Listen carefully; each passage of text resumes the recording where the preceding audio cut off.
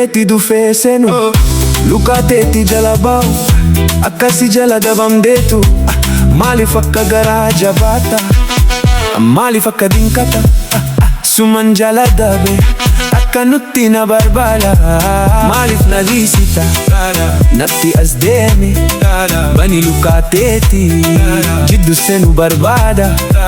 hinnatti hin raarin ani sinkin fadu warri deebarii wayyoo akka feetu na jalan baatu ati gortus anuma jala bulta anuma jarsite maal jechuu barbaade khabiraan beetu hin beetu anuma kofa mangartu nama biraa sitti dhiisu khabarateetti deemtu baatos ani jala achi sosocho iyyuu bira bishaan sindiisu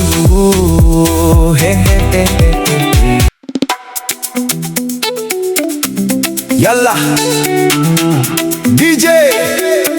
Oromifa Ifsa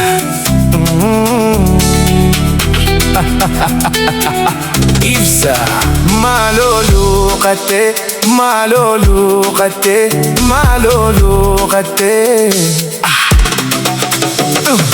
Bani lukateetti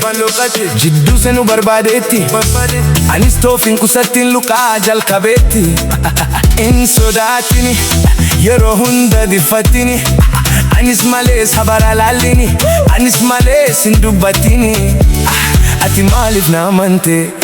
maaliif nama namuu dandeetta anis maal sin taa'e anis siif hin gaya maaliif na tuffatta anan beektu mo'atti moo maal kiyya garteetti kootu na duraachisimeti takkitti akkasitti si dhungaadhe kizii kiyya keessa har'amii si garsiisa mogosni maalummaa kiyya barata ati kijibaan beektu anis kijibaan beeku dirti wal garsiifti sirree gubbaatti kootu wal tatachiifna eenyuun illee hin sodaannu halalee wal galgalchina nafsii koo walitti hunnu iddoo laalta akka feetus taatusi kootu na jalatti buli anis chokolaata ula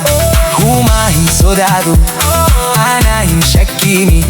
si galgalchaatiin bula hin kixeessin danda'u diirummaati anillee si garsiisu maafiin ta'a